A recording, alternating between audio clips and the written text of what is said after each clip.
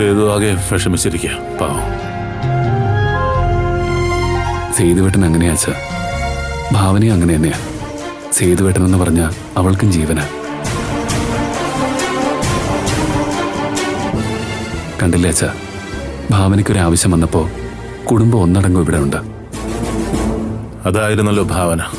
സ്വന്തം സഹോദരങ്ങളെ അച്ഛനെ പോലെ സംരക്ഷിച്ചിരുന്നവളല്ലേ ഭാവന.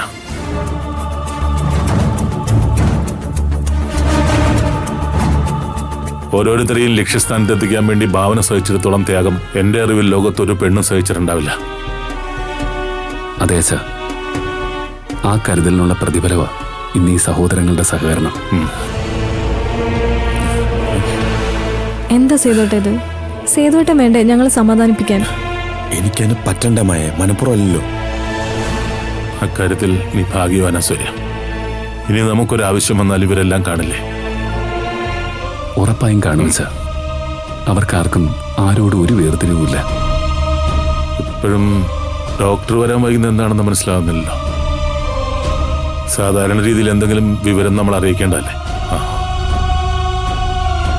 ഡോക്ടർ, ഒരു വിവരം അറിയാതെ ഞങ്ങൾ വിഷമിച്ചിരിക്കുകയായിരുന്നു. സേതുവേട്ട, ഡോക്ടർ വന്നു, വാ. സാധാരണ രീതിയിൽ നോർമൽ ഡെലിവറി ആയാലും സിസേറിയൻ ആയാലും അപ്പൊ തന്നെ കുഞ്ഞിന്റെ ഡീറ്റെയിൽസ് പുറത്തു നിൽക്കുന്ന ബന്ധുക്കളെ അറിയിക്കും.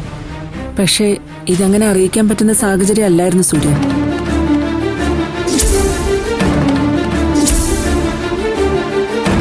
എന്തായാലും ഇനി പേടിക്കാനൊന്നുമില്ല. ഭാവനയുടെ സിസേറിയൻ കഴിഞ്ഞു, പെൺകുഞ്ഞ്.